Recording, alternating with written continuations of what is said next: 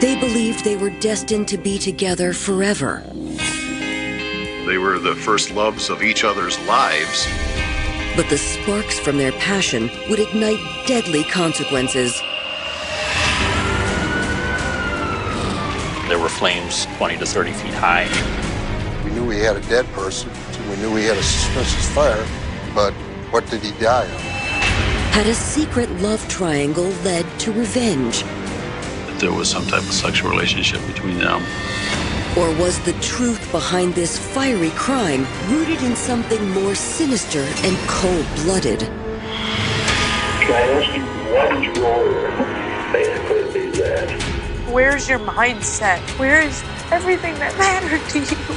2 weeks of bad decisions led to a lifetime of problems for a lot of different people. October 15th, 2001. It's a little before 3 a.m. when 911 dispatchers in Alpena, Michigan receive reports of a house fire. Central Dispatch immediately dispatched the officers who were on duty, as well as toned out the Alpena Fire Department to investigate.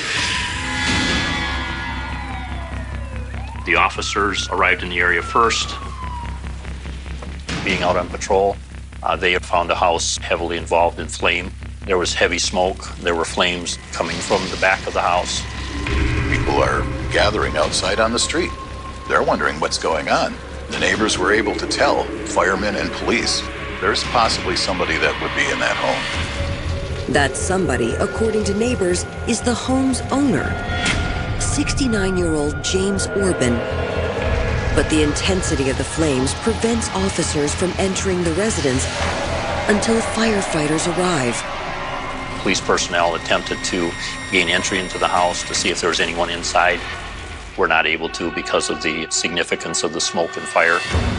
Of the dozens of neighbors anxiously awaiting news of James's fate, the one who seems most concerned is Melissa Bredow. Because Melissa was not only James's neighbor, she was his best friend. They were definitely an odd pairing. James was 69, Melissa was 20. But there was a unique bond between them. James Orban had taken Melissa under his wing, which he enjoyed because for a large part of his adult life, he had been lonely.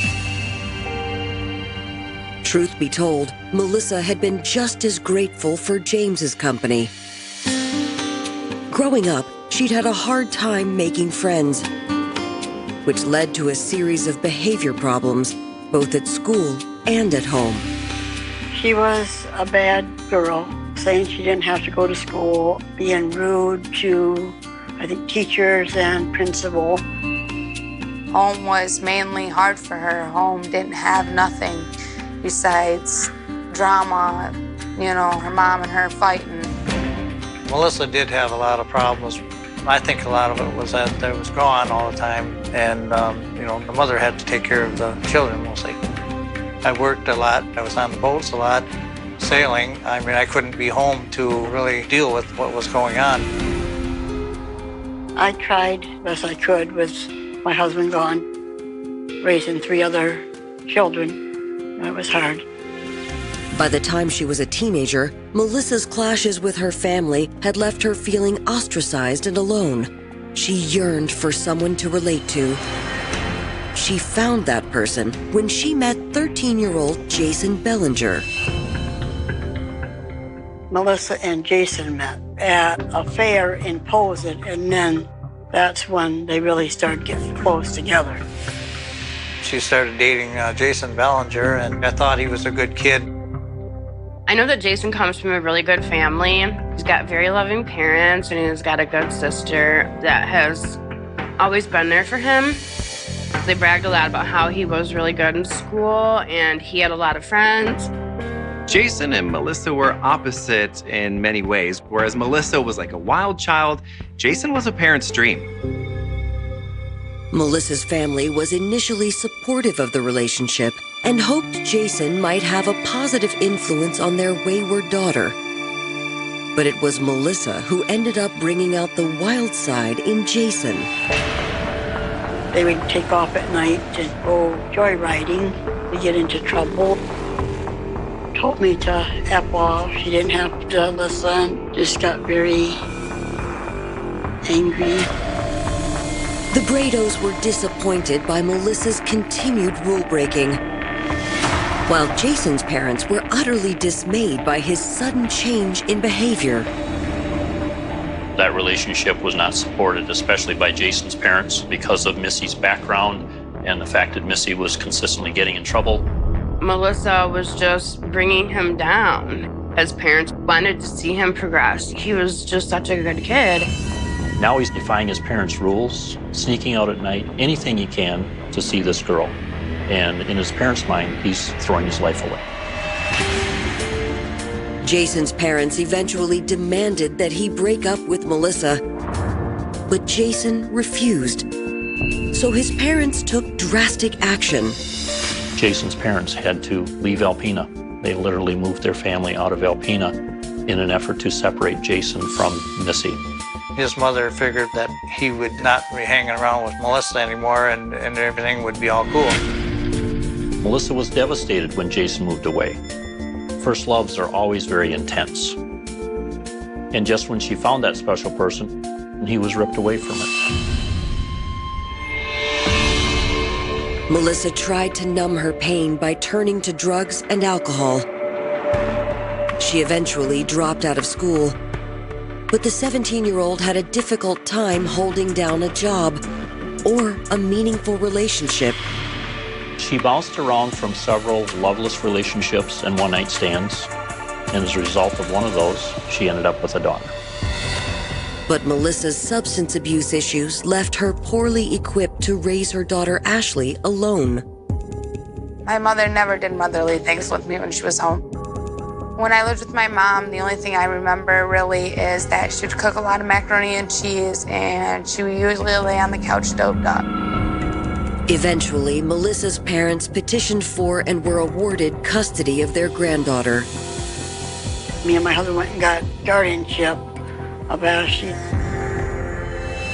But just when Melissa was at her lowest point, she found friendship and support from the unlikeliest of people, her 69-year-old neighbor, James Orban. James Orban had worked his entire career in a local factory. He had some disabilities. He had took possession of the home when his mother passed away.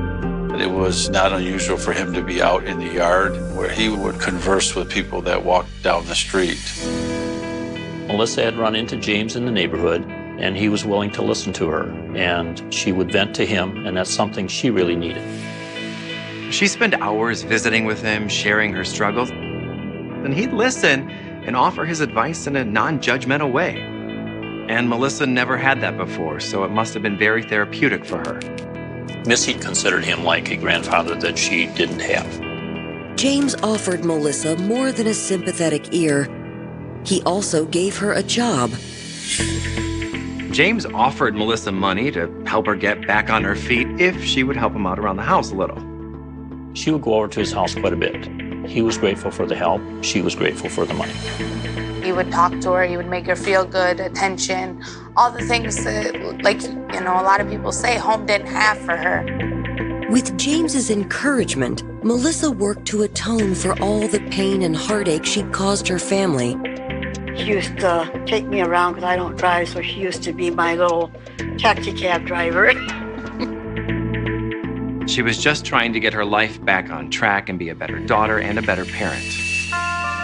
But despite the positive influence James brought to her life, Melissa felt something was still missing. Even though 5 years had passed, her breakup with Jason Belanger still left a hole in her heart that she longed to fill. And in September of 2001, while attending a party, fate seemed to intervene when Melissa ran into a familiar face. Jason and Melissa got hooked back up again at a party. Jason was just as excited to reconnect with Melissa, and the magnetic attraction they both felt years earlier came rushing back. The relationship reignited and was intensified because they were the first loves of each other's lives, and the relationship accelerated at a very fast pace. Melissa's bringing her daughter around and planning to make a future with Jason. And within a matter of weeks, they're living together. When Jason and Melissa had gotten back together, it was just like a freight train. Everything had happened so fast. With Jason Belanger back in her life, and with her friend and neighbor James Orban offering his kindness and support, things finally seemed to be going Melissa's way. But just 2 weeks later, James's home bursts into flames. Firefighters work through the night to extinguish the blaze. Once the fire had been controlled and they were able to cool the residents enough to allow firefighters to actually enter the home, firefighters did conduct an initial search. As the firefighters are moving through the house, looking for someone they thought might be in there, and at that point, they did locate a burned body on the floor in the kitchen area. It's assumed that the remains belong to the homeowner, James Orban. Coming up, a clue suggests the house fire might not have been an accident. Something just didn't look right. And a discovery casts the victim in a disturbing new light. Could one of his former victims have come back to exact revenge? After extinguishing a house fire in Alpena, Michigan, firefighters discover a badly burned human body. The victim is assumed to be homeowner James Orban. The body is too badly burned to make any kind of a visual identification. We have to wait for the coroner to compare fingerprints or dental records to be sure. The victim may not have been formally identified, but when firefighters examine the rest of the house, they make a discovery that alters the course of the investigation. The burn patterns of the fire, how it traveled, is not consistent with any kind of a normal type of house fire. When the body is finally removed by the coroner, investigators uncover more evidence that suggests the fire was no accident. It was discovered that there was petroleum-like substance under the body. One of the firefighters actually smelled the smell of gasoline. This would mean that there was more than likely some accelerant used in this fire, which certainly leads one to believe that it probably was an arson fire, and the target of that arson was the body. We knew we had a dead person, we knew we had a suspicious fire, but what did he die of? The medical examiner is able to lift a single print from the victim's right thumb to confirm the identity as James Harry Orban. An autopsy also reveals the shocking truth behind James's death.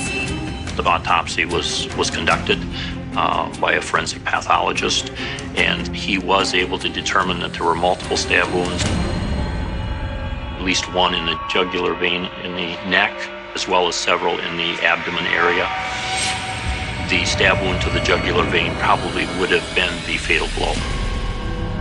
The forensic pathologist was not able, because of the extensive damage to the body, to make a determination as to the type of weapon that was used, the length of the blade, the type of knife, etc. Part of the forensic pathology is you got to determine if they were alive or dead at the time of the fire. In this case, they look at the lung, they look at the trachea, and it was determined that there was no soot in there. That would suggest that the victim was deceased prior to the fire.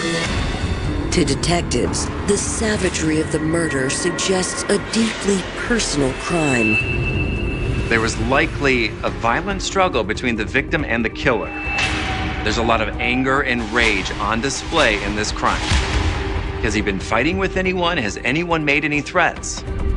We weren't dealing with somebody that we identified as a serial murderer. We didn't have a rash of break-ins, fires, and people were getting murdered. We thought that somebody had to have knowledge of who might have been involved in this crime. Investigators pose these questions to James's loved ones, but none of them are able to offer much insight. Family members of James Orban readily admitted that they were not a close family. But when investigators dig deeper into James Orban's background, they uncover an alarming secret from his past. He had been investigated for criminal sexual conduct back in the early 90s involving young girls, and as a result of his conviction, he had to register on the sex offender registry. He was convicted of molesting an underage girl in 1993, but he was able to avoid jail time and kept the conviction secret from most of his neighbors. Investigators find more disturbing evidence in the burnt remains of James Orban's bedroom. I seized several items from the bedroom that included Polaroid photos of young girls. I believe there were almost 100 of those that had been strewn about in the bedroom, on the bed, on the floor. And also there were adult materials, magazines, etc. Everything was in a disarray. Dresser drawers had been pulled open. Clothing was just thrown about the room. Had the killer been searching for the photographs? And was the murder an attempt at payback for the harm James caused one of the young girls in the pictures? That theory gains more traction when a neighbor tells investigators about a recent act of vandalism at James Orban's house. 2 weeks prior to the fire, someone had spray painted child molester on his garage. That further raised suspicion. Was that the reason that perhaps Jim was targeted in this way? Coming up, had one of James Orban's former victims come back to exact revenge? We knew she had a connection to Mr. Orban, and the question was she involved? Police investigating the murder of 69-year-old James Orban have just made the shocking discovery that the victim had a history as a child sex offender. We immediately had to question, did his sordid past have anything to do with his death? As police try to answer that question, a new witness comes forward. A neighbor of James Orban walks into the police station with new information he believes may interest police. The neighbor recalled a man approaching him at the fire scene early that morning and asked, did they find the body yet? In hindsight, the neighbor thought that was odd because at the time, no one knew that there was a body inside the house. People were still hoping that James wasn't home or somehow made it out alive. How would this man know there was a body in there? Equally odd was the distinct odor coming from the man's clothing. The man smelled of smoke, but it didn't seem like cigarette smoke. It was different, like a campfire. The man was probably about 6'3", had a beard, had a baseball cap. He wandered off, and nobody ever heard anything from him again. Officers put out a bolo with the man's description. At the same time, they focus on learning more about James Orban and quickly discover that no one knew the man better than 20-year-old Melissa Bredow. Neighbors indicated that Missy had been seen outside in the yard with him, coming to his house to clean, and was being paid for that. So there was certainly a connection there. Some neighbors even suggest the connection between James and Melissa might have been more intimate than people realized. The neighbors are telling, investigators that the two subjects are holding hands. They were seen kissing.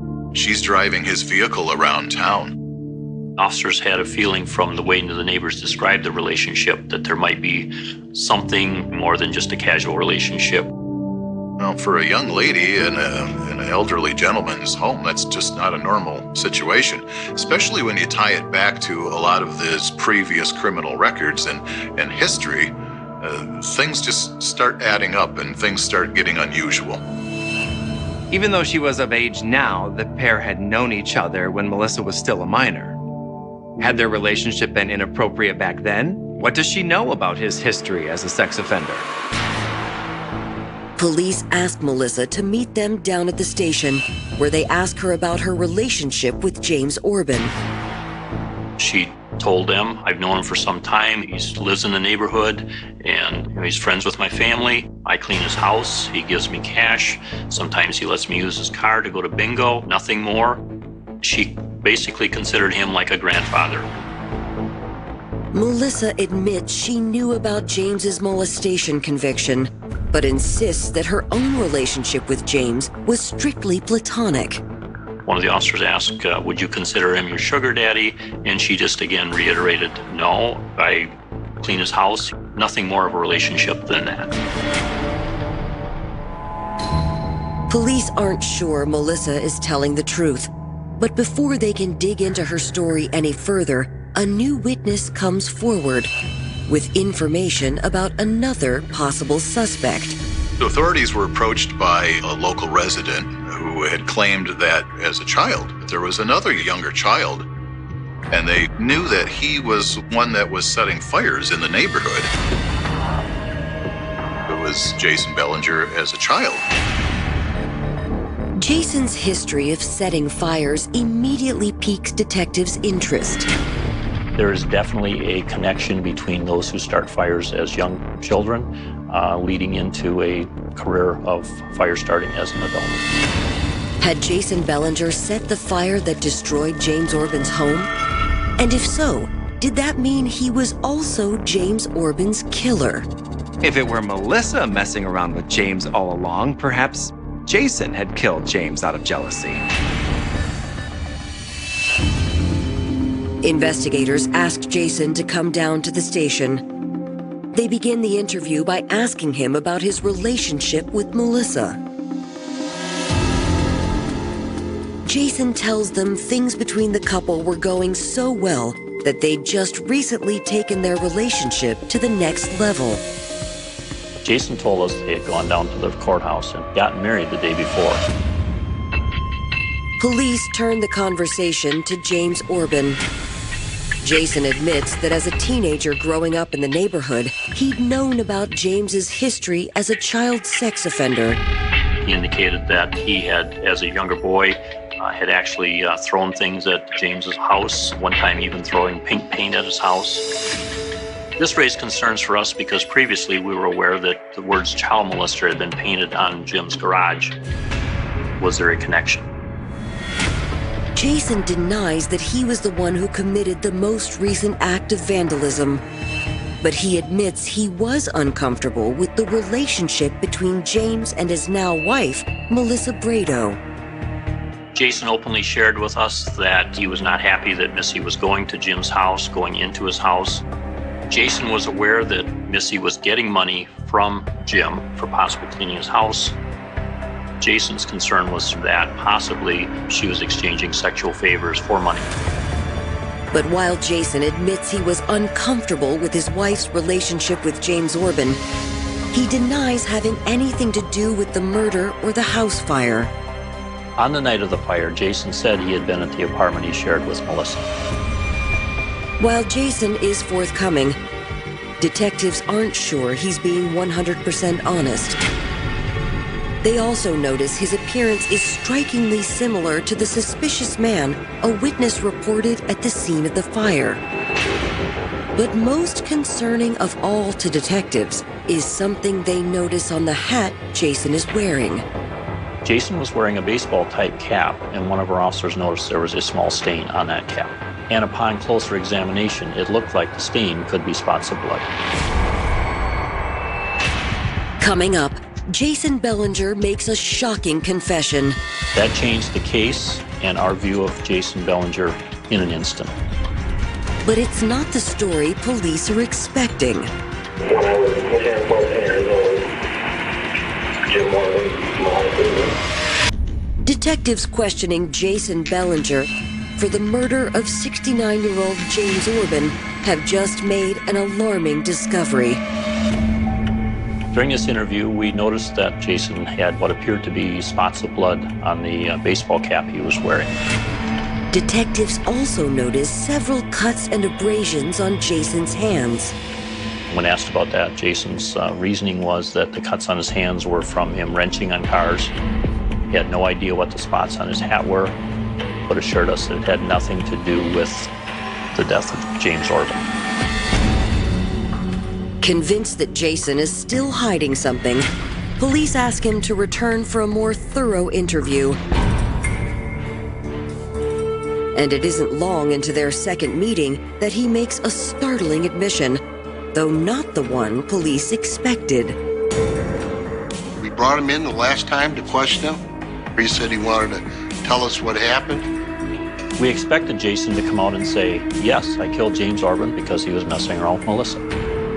Instead, Jason tells detectives that he was James Orban's victim. When I was 10, 14 years old, Jim Orban molested me. More than once. Jason claims he never told anyone about the alleged abuse. He also admits he had withheld information about his whereabouts the night before the house fire. Jason admits that on the evening of October 13th, he went over to James Orban's house.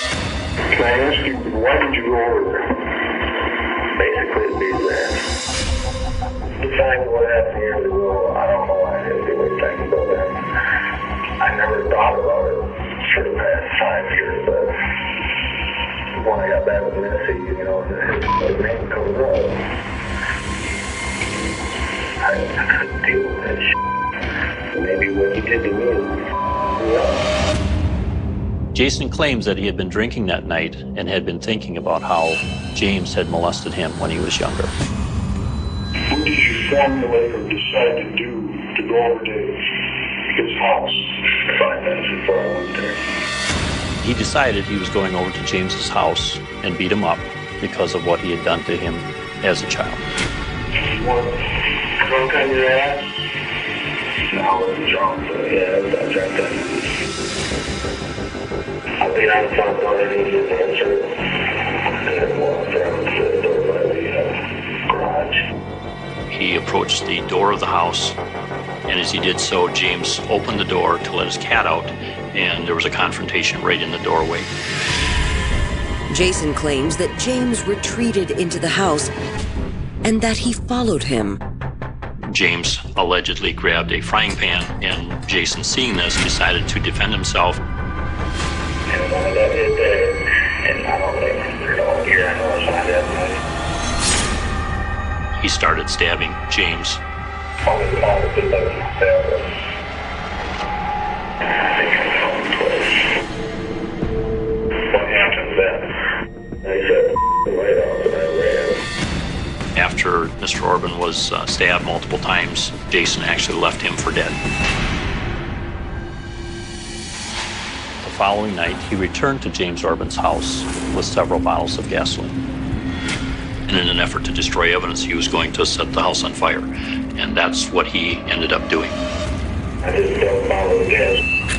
And that's really bad.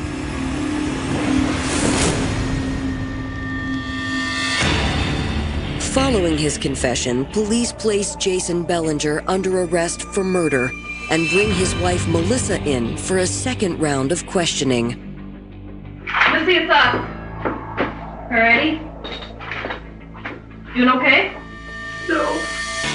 When Melissa learns that Jason has confessed, she admits that he told her about the killing the night it happened. What Jason said to me was, you come into the bingo hall, and I went to go get my kiss in the hut, because I didn't know at the time. And he said, I killed I said, you killed who?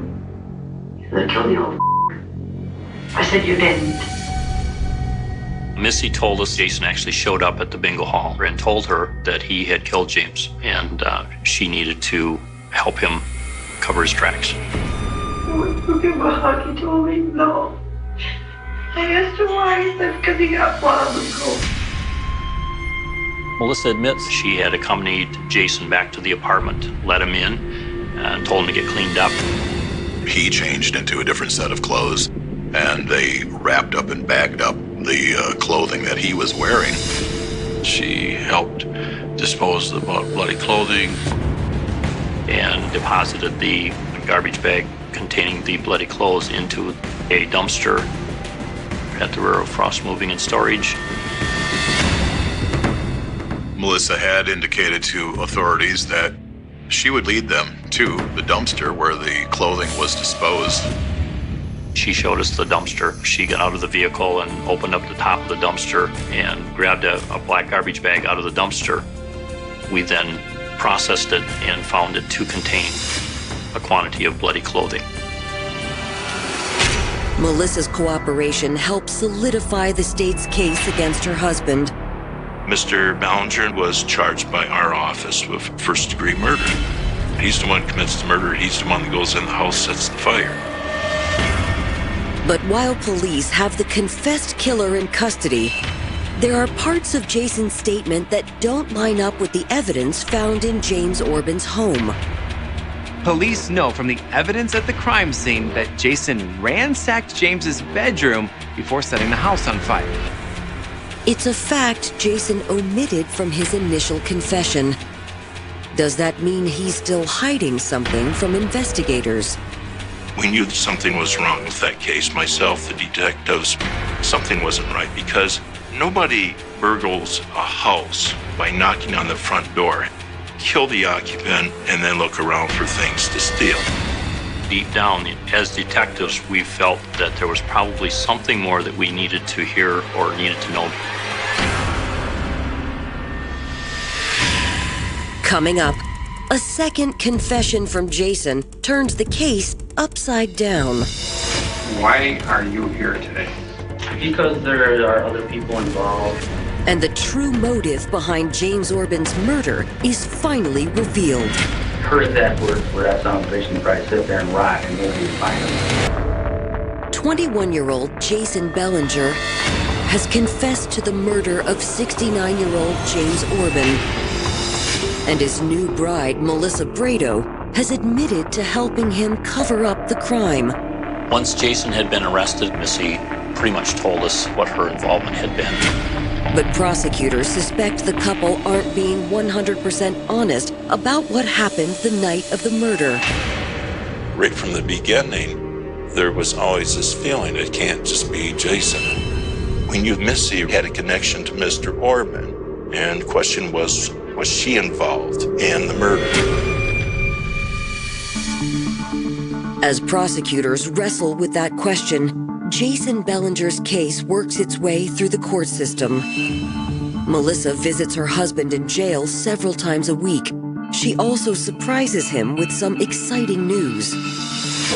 Jason was in jail by the time he found out Missy was pregnant with Jason's baby. Melissa ended up giving birth to Jason's son, Dustin, in 2002. Jason was still in jail and awaiting trial at this time.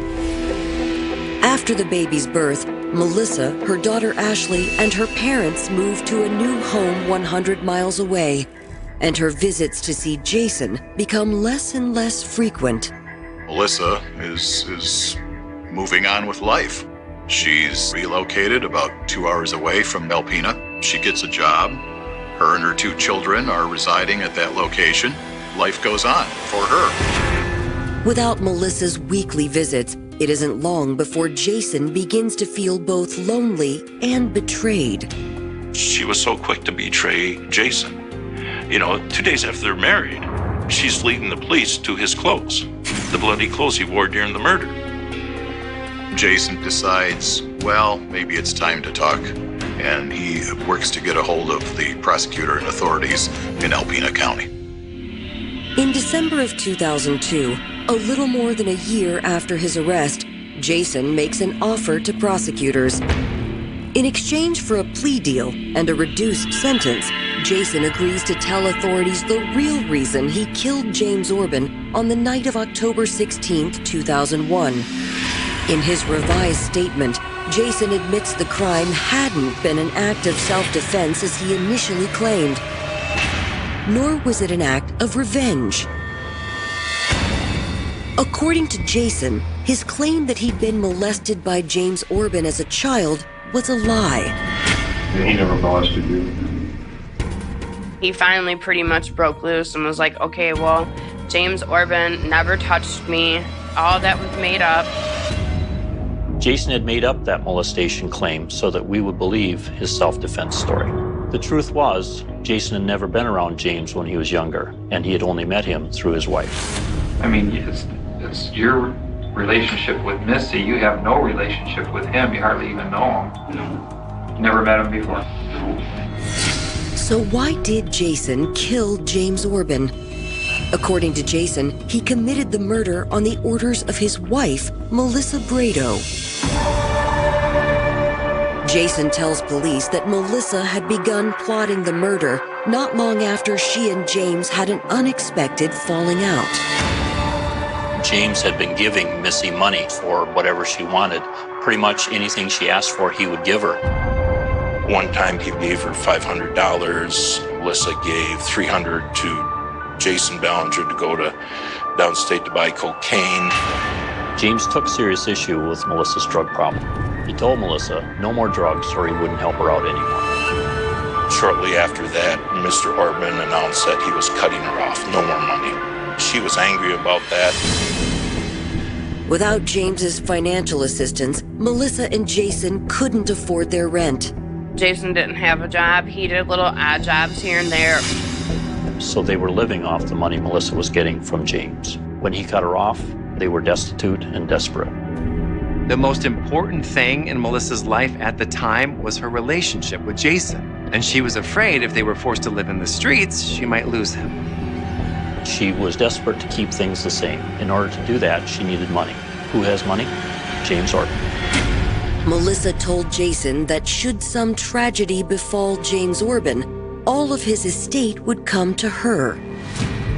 Apparently, he told her that she was his sole heir and that when he dies, she'll get everything. Even though James had cut her off financially, Melissa still believed that she was in his will. And she brought up that, well, you know, we can get a lot of money if I can find somebody to take care of Jimbo. She proceeded to tell me that actually kill him, and she said that she was in his will for $2 million, and I believed her. Jason says at that point he agreed to kill James Orban for his new bride. Missy was the dominant partner in this relationship. She was the one that called the shots, telling him that he has to kill Mr. Orban so that she can inherit the money. They can move to Ann Arbor and start a new life. Jason admits that after the murder, he ransacked James's home, looking for any additional cash or valuables James might have had stashed away. Jason was looking for the money, didn't find any. Jason would return to the house that night, to the Orban house, and set fire to it in an effort to destroy the evidence. Jason says that after leaving James's house, he met back up with Melissa. She helped dispose of the evidence and concocted a plan she believed would protect her and Jason from being prosecuted if they were ever suspected of the murder. Missy came up with the idea. I don't know where she would have got it. I mean, she's not very bright, but she said that the Michigan law states that if we were married, we couldn't testify against each other. I mean, I didn't know when, if that was true or not, so I said, fine. And Steve said that it was. So we had set up, basically, we're going to get married. Jason and Melissa believed that they would be immune from testifying against each other because of marital privilege, and so they got married. 2 or 3 days after the murder, Melissa was at the courthouse wanting to see a copy of Mr. Orban's will. To Melissa's dismay, James Orban didn't have nearly as much money as she'd expected. The truth of the matter was that James barely was getting by. He was living retirement check to retirement check. There was no fortune. Nor was Melissa's name listed anywhere on James Orban's will. He had left everything to his brother, and it was a very modest estate. He's very far from a wealthy man. Following Jason's statement, Melissa Bredow is arrested for murder. At her trial in 2004, Melissa receives a shock. It turns out, the Michigan law granting spouses immunity from testifying against each other has recently been modified. Neither of them knew that marital privilege was modified a few years earlier. It's now with the testifying spouse, not with the defendant. The new law allows Jason to be the prosecution's star witness. And though Melissa's defense team denies she was the driving force behind James Orban's murder, her husband takes the stand and tells the jury the exact opposite. Melissa's attorneys claim that Jason's testimony is a fabrication he invented to secure a lesser sentence. There was certainly evidence of her being an accessory after the fact, but other than him testifying against her, there really wasn't any other direct evidence that she actually participated in the crime. It was our position that she did not solicit Mr. Belanger to commit a murder. The jury, however, doesn't buy Melissa's story. Guilty on all counts. And the penalty is mandatory life without parole. Jason was a cold-blooded murderer, but he's nothing compared to Melissa. She had this long-term relationship with Mr. Orban. She referred to him as her best friend. But if it meant getting money, she wants him dead. For Melissa's family, it's been difficult to reconcile the fact that she'll be locked up for the rest of her life. I wouldn't kill a man knowing I even got a kid. And she did. How? Where's your mindset? Where's your family? Where is everything that mattered to you? You know? And it's just, it hurts. It really does that she didn't care about her family. Melissa and Jason's son, Dustin, now a teenager, is being raised by Melissa's parents. I never met my dad personally, like in person, but yes, I have really strong feelings about what he did. I don't want anything to deal with him. I don't want to see him because my life is going great. And now I realize that, you know, if I had my real parents here, I feel like that my life would be different. My mom told me that, you know, she had nothing to do with it. I believe she's innocent. It was a very complicated case with a very simple motive, greed. And it led to some tragic results. Tragic for Mr. Orban, tragic for Melissa Belanger, tragic for Jason Belanger, their families. So many people were hurt by this.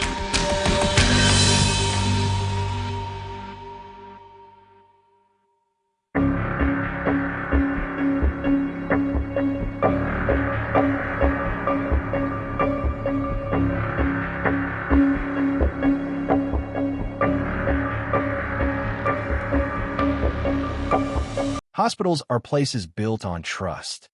Behind every patient room door is an unspoken agreement between strangers that the doctors and nurses walking the corridors will do everything within their power to preserve life, ease suffering, and offer dignity in moments of fear.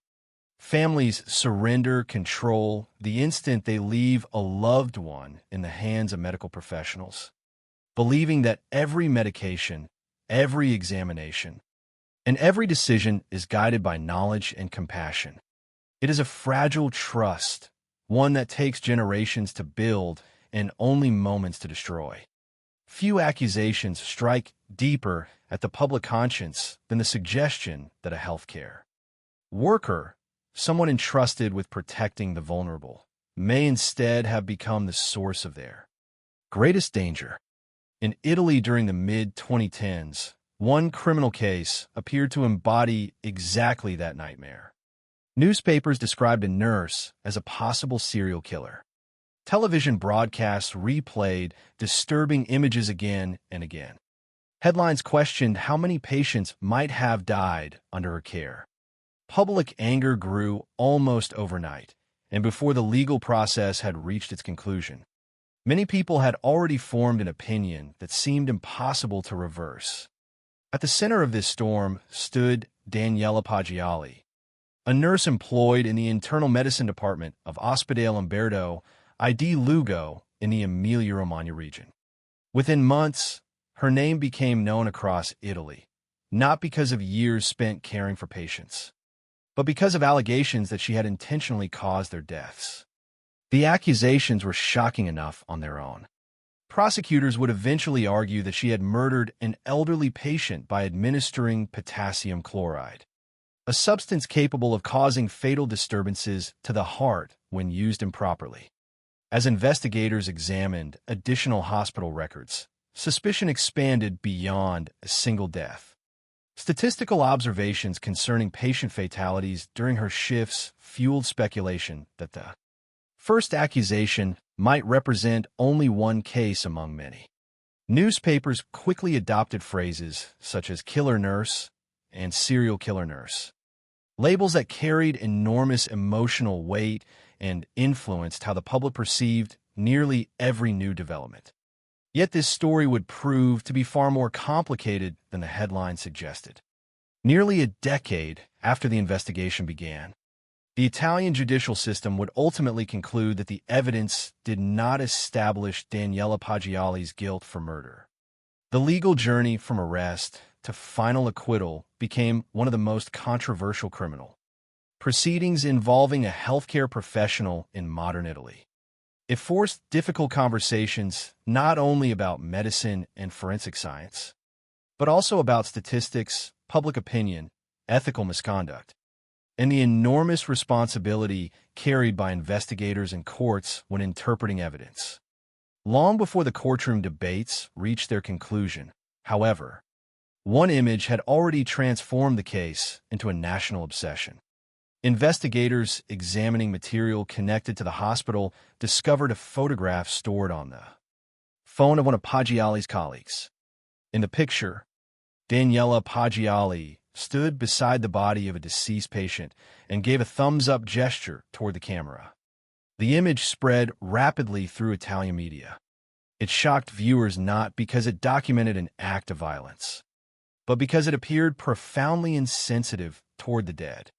For many observers, the photograph seemed impossible to reconcile with the compassion expected of a nurse. Public outrage was immediate.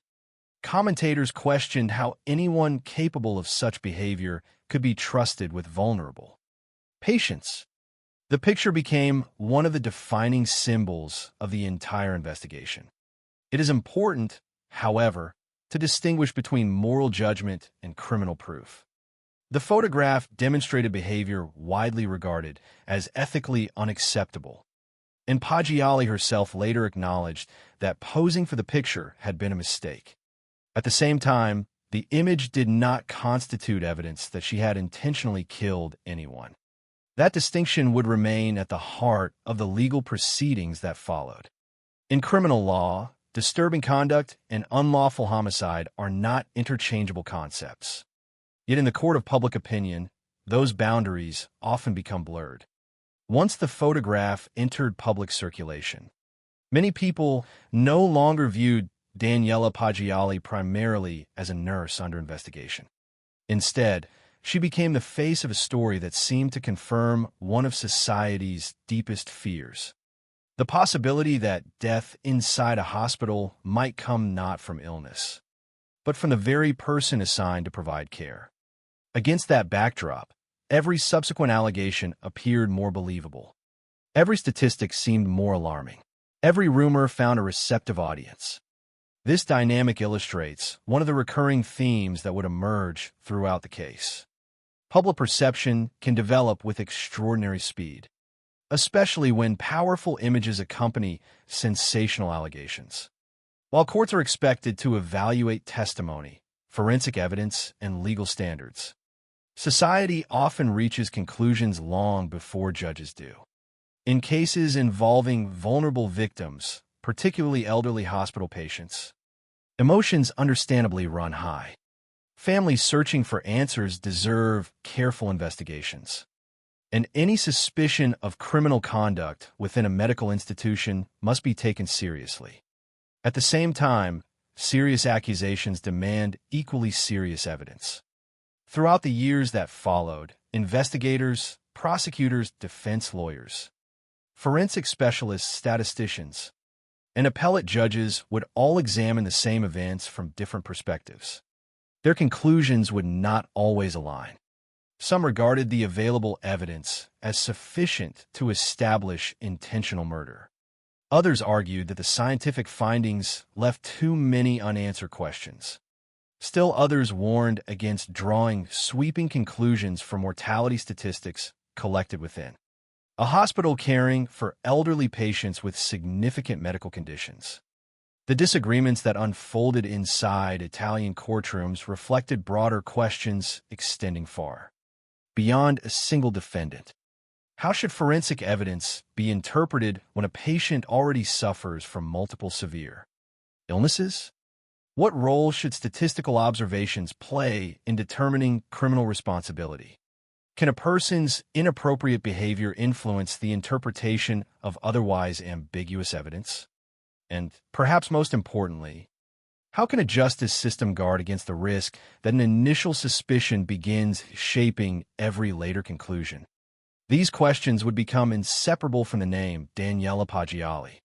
They transformed what might otherwise have remained a regional criminal investigation into a nationally debated case about evidence, objectivity, and the limits of certainty. This is not merely the story of an accusation, nor is it simply the story of a courtroom verdict. It is the story of how a hospital became the center of a criminal investigation, how one photograph came to define public opinion, how the deaths of vulnerable elderly patients demanded answers, and how years of legal proceedings ultimately challenged assumptions that many believed had already been settled. As we retrace the events, it is essential to separate established facts from allegations, ethical failings from criminal responsibility, and public perception from judicial findings. Only by maintaining those distinctions can we understand why the Daniela Paggiali case remains one of Italy's most debated true crime stories, a case remembered not only for the allegations that captured international attention, but also for the questions it continues to raise about justice, medicine, and the enduring obligation to prove guilt with evidence rather than assumption. Before examining the investigation itself, it is important to understand the people and the environment at the center of this story. True crime cases often become defined by dramatic headlines, courtroom arguments, or controversial verdicts, but beneath each of those layers are ordinary places and ordinary lives. In this case, the setting was not an abandoned building, an isolated countryside, or the shadowy world of organized crime. It was a hospital. Every day, patients entered its doors seeking treatment. Families waited anxiously beside hospital beds, and medical professionals carried out routines that demanded both technical expertise and emotional resilience. The events that would eventually attract national attention unfolded within an institution whose primary purpose was to preserve life. That contrast, the expectation of care against allegations of deliberate harm, made every accusation feel especially disturbing. Daniela Paggiali worked as a nurse in the internal medicine department of Ospedale Bredow, ID Lugo, a hospital located in the Emilia-Romagna region of northern Italy. Internal medicine is a demanding specialty. Unlike departments focused on a single organ system or a specific type of surgery, internal medicine often cares for patients suffering from multiple illnesses simultaneously. Many are elderly. Many arrive with chronic diseases that have gradually weakened their bodies over years. Others are admitted after acute complications that require continuous monitoring. It is an environment where healthcare professionals regularly confront the reality that not every patient can recover, despite receiving appropriate treatment. Death, while never routine on a personal level, is unfortunately an expected part of clinical practice in such departments. This fact would later become one of the most important contexts in understanding the criminal investigation. Looking back after the allegations emerged, many people focused on the number of patients who had died while Paggiali was on duty. Yet any meaningful interpretation of those numbers required an understanding of the patient population itself. Internal medicine departments frequently care for individuals whose conditions are already severe, whose ages increase medical risk, and whose outcomes are often uncertain regardless of the quality of care they receive. Before her name became associated with one of Italy's most controversial criminal prosecutions, Daniela Paggiali was known primarily as a nurse carrying out her professional responsibilities within this challenging environment. According to colleagues, however, she also possessed a personality that many found unusual. Various co-workers described her as emotionally distant or cold. Some believed she displayed a dark sense of humor. Others recalled occasions when she made jokes they considered inappropriate for someone working around seriously ill patients. These descriptions would later become highly significant because they influenced how people interpreted events after the criminal investigation began. It is important, however, to distinguish clearly between professional reputation and criminal conduct. A person's colleagues may find them difficult, insensitive, or socially awkward without those characteristics establishing that they have committed a crime. Workplace opinions can shape perceptions, but they do not replace evidence. That distinction became increasingly difficult to maintain as media coverage intensified. Once investigators publicly identified Daniela Paggiali as a murder suspect, every aspect of her personality began receiving renewed scrutiny. Behaviors that may previously have been dismissed as poor judgment or inappropriate humor were now viewed through the lens of suspicion. This shift illustrates a recurring challenge in high-profile criminal cases. After someone becomes a suspect, observers often reinterpret earlier behavior as though it had always pointed toward guilt. Whether such reinterpretations accurately reflect reality is precisely the kind of question courts are expected to examine carefully rather than assume. While discussions increasingly focused on the nurse herself, it is equally important to remember the patients whose lives formed the basis of the investigation. Among them was Rosa Calderoni, a 78-year-old woman receiving treatment at the hospital. Like many patients admitted to internal medicine, she was elderly and suffered from significant health problems. On April 8, 2014, Rosa Calderoni died while hospitalized. Her death, initially one among many that occur each year in hospitals treating critically ill patients, would soon become the foundation of a criminal prosecution that attracted attention across Italy. Following her death, forensic examinations identified a high concentration of potassium in her blood. This finding became central to the prosecution's theory. Investigators alleged that potassium chloride had been deliberately administered, causing fatal disturbances of the heart that resulted in cardiac arrest. From that moment onward, Rosa Calderoni was no longer viewed simply as a patient whose life had come to an end after illness. She became the alleged victim in a homicide investigation. Her death represented the point at which medical uncertainty intersected with criminal law. Every subsequent legal argument, expert opinion, and courtroom decision ultimately traced back to the question of what had happened during her final hours. The search for that answer would occupy investigators and judges for years. Yet even before the scientific debates reached the courtroom, another event had already transformed public perception of the case. Investigators discovered a photograph stored on the phone of one of Daniela Paggiali's colleagues. In the image, Paggiali stood beside the body of a deceased patient while making a thumbs-up gesture toward the camera. Once the photograph became public, it spread rapidly through newspapers, television broadcasts, and online discussions. Few images associated with criminal investigations have carried such immediate emotional impact. Despite not depicting the alleged crime itself, to many members of the public, the picture seemed incompatible with the compassion expected from healthcare professionals. It provoked outrage because it appeared to show a profound lack of respect towards someone who had just died. The image quickly became symbolic of the entire case. Importantly, however, its symbolic power exceeded its legal significance. The photograph did not document the administration of potassium chloride. It did not establish that any patient had been intentionally harmed. It did not answer forensic questions regarding the cause of Rosa Calderoni's death. Instead, it revealed conduct widely regarded as ethically inappropriate. Daniela Paggiali herself later acknowledged that posing for the photograph had been a mistake. That admission addressed the ethical dimension of her behavior. But she consistently denied murdering any patient.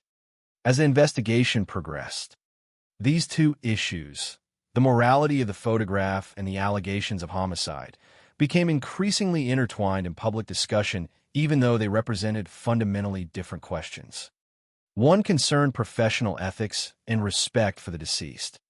The other required proof beyond reasonable doubt that intentional murder had occurred. The distinction would become essential during years of legal proceedings. Hospitals depend not only on medical skill, but also on public confidence. Patients entrust healthcare workers with extraordinary responsibilities, often at moments when they're physically vulnerable and emotionally frightened. Families place faith in professionals they may have met only hours earlier. When allegations arise suggesting that this trust has been violated, public reaction is understandably intense. Yet, justice demands that emotional responses be separated from factual conclusions. Throughout the Daniela Paggiali case, this balance proved extraordinarily difficult to maintain. The inappropriate photograph encouraged many observers to believe the worst long before forensic debates had been resolved. At the same time, investigators were tasked with determining whether available medical evidence actually supported accusations of murder. These parallel narratives, one driven largely by public perception, the other by legal standards of proof, would shape every stage of the proceedings. As attention increasingly focused on Daniela Paggiali, another development deepened investigator suspicions. They began reviewing hospital records to determine whether Rosa Calderone's death represented an isolated incident or part of a broader pattern. That decision would introduce statistics into the investigation, transforming what had begun as a single allegation into a case that questioned numerous patient deaths occurring within the same medical department. The resulting figures would become some of the most debated evidence presented throughout the prosecution, raising difficult questions about how numerical observations should be interpreted inside hospitals where elderly and severely ill patients receive care every day. Before those questions could be answered, however, investigators first needed to reconstruct the events surrounding Rosa Calderone's death and determine whether the available medical evidence justified treating her passing not as a natural consequence of illness, but as a deliberate act of homicide. Those efforts would soon propel the case beyond the walls of a regional hospital and into one of Italy's most closely watched criminal investigations. On April 8, 2014, what had begun as another day inside the internal medicine department of Ospedale Umberto I. Lugo would eventually become the focal point of one of Italy's most debated criminal investigations. Hospitals are environments where life and death often exist side by side. Physicians and nurses make countless decisions under pressure, particularly when caring for elderly patients whose medical conditions are already fragile. For families, every update from medical staff carries hope or fear. For healthcare professionals, every shift demands constant attention to patients whose conditions may improve, deteriorate, or change unexpectedly. It was within this familiar but demanding medical setting that 78-year-old Rosa Calderone died. At the time of her death, there was no immediate indication that her passing would soon trigger years of criminal litigation and national controversy. Like many patients admitted to an internal medicine ward, Rosa Calderone suffered from significant health problems. Elderly patients with multiple illnesses often require complex treatment, and even with appropriate medical care, their conditions can remain unpredictable. Yet after her death, routine medical events began to evolve into questions that extended far beyond clinical practice. During the post-mortem examination, investigators identified an unusually high concentration of potassium in Rosa Calderone's blood. That finding immediately attracted attention because potassium plays a critical role in regulating the electrical activity of the human heart. Under carefully controlled medical circumstances, potassium-containing medications can be used appropriately as part of patient care. However, prosecutors would later argue that if potassium chloride were intentionally administered in excessive amounts, it could disrupt normal cardiac rhythm and ultimately lead to cardiac arrest. This medical finding became the cornerstone upon which the prosecution constructed its theory of homicide. According to investigators, Rosa Calderoni had not simply died as a consequence of her underlying illnesses. Instead, they alleged that her death resulted from the deliberate administration of potassium chloride. Their theory maintained that the substance had caused fatal disturbances to her heart rhythm, leading to cardiac arrest. At this stage of the investigation, however, this remained an allegation rather than a judicially established fact. Determining whether elevated potassium levels reflected intentional poisoning, medical treatment, postmortem changes, or another explanation would become one of the central scientific questions debated throughout the years that followed. Nevertheless, investigators considered the findings serious enough to pursue a criminal inquiry. As they examined hospital records and reconstructed the circumstances surrounding Rosa Calderoni's final hours, their attention increasingly focused on one member of the nursing staff, Daniela Paggiali. Working within the internal medicine department, she had participated in the care of patients admitted to the ward, including Rosa Calderoni. Investigators gradually came to believe that sufficient grounds existed to pursue criminal charges. On October 9, 2014, approximately 6 months after Rosa Calderoni's death, Daniela Paggiali was arrested on suspicion of murdering the elderly patient. The arrest transformed what had previously been a medical investigation into one of Italy's highest-profile criminal cases involving a healthcare professional. News organizations across the country rapidly reported the allegations. Public attention intensified almost immediately, fueled by the disturbing nature of the accusation itself. Society places extraordinary trust in nurses and physicians because patients are often unable to protect themselves during illness. An allegation that a nurse had intentionally caused a patient's death challenged one of the most fundamental assumptions underlying healthcare: that those providing treatment are committed to preserving life whenever possible. Yet the investigation did not stop with Rosa Calderoni. Once prosecutors believed they might be confronting an intentional homicide within a hospital, they broadened their inquiry to determine whether additional suspicious deaths had occurred. Investigators began reviewing hospital records, examining patient files, and analyzing mortality data associated with Daniela Paggiali's work schedule. Their objective was to determine whether Rosa Calderoni represented an isolated case or whether a wider pattern existed. During this review, investigators observed that numerous patients had died during periods in which Paggiali had been involved in their care. Statistical analysis suggested that approximately 38 out of 86 patients she had cared for during a particular period had died. These figures quickly became one of the most widely discussed aspects of the investigation. To many members of the public, the numbers appeared deeply alarming. Headlines suggested that an unusually high number of deaths had occurred around a single nurse. Some media outlets rapidly embraced dramatic language, portraying Daniela Paggiali as a possible serial killer operating inside a hospital. The phrase serial killer nurse soon appeared repeatedly in news reports, television discussions, and public commentary.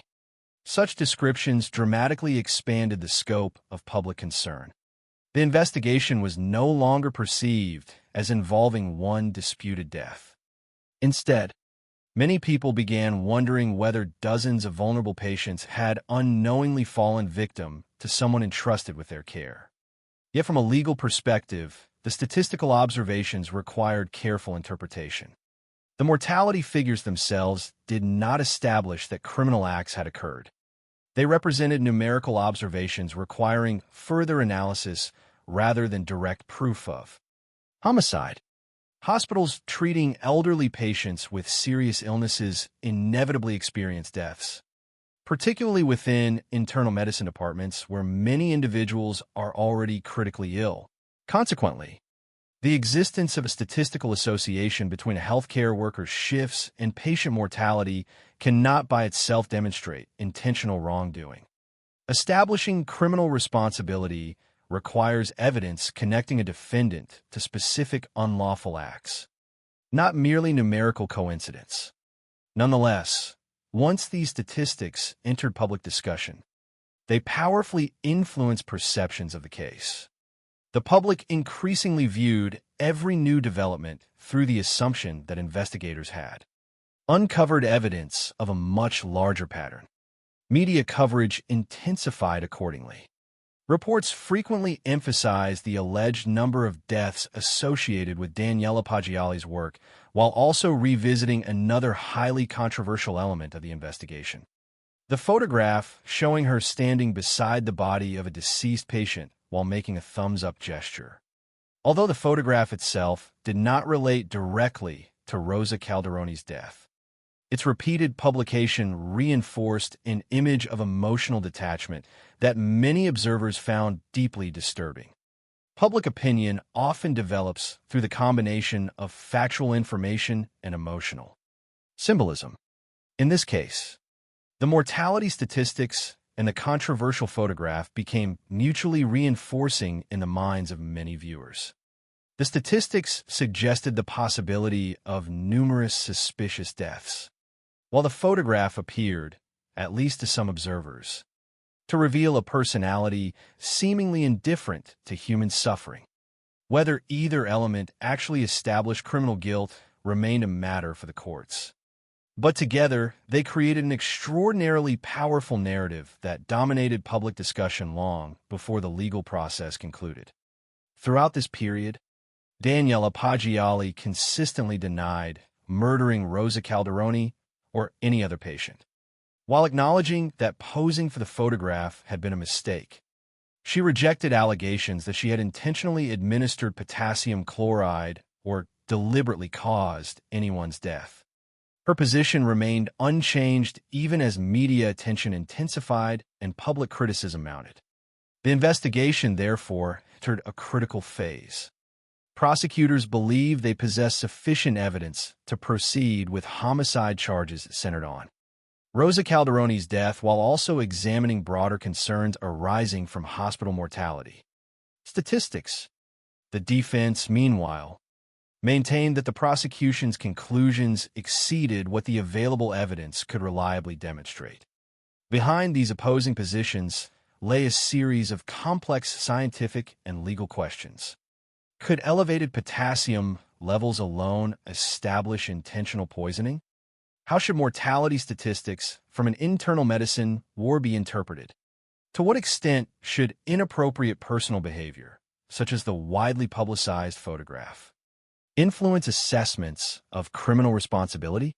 These questions would soon move from investigative files into the courtroom, where forensic experts, legal arguments, witness testimony, and judicial scrutiny would determine whether suspicion could ultimately be transformed into proof beyond a reasonable doubt. The next stage of the case would reveal just how difficult that task would become, as prosecutors sought to convince the court that the evidence demonstrated deliberate murder. While defense experts challenged both the scientific conclusions and the interpretation of the statistics that had become central to one of Italy's most controversial criminal prosecutions. With Daniela Paggiali under arrest and prosecutors convinced that Rosa Calderoni's death had not been the result of natural illness, the investigation entered its most critical phase. At this stage, the objective was no longer simply to identify a suspect. Investigators now faced the far more demanding task required in every homicide case, proving, through reliable evidence, that an intentional criminal act had taken place. In cases involving hospitals, This responsibility is especially complex. Medical professionals routinely administer powerful medications, care for critically ill patients, and make decisions under circumstances where death is sometimes an unavoidable outcome despite appropriate treatment.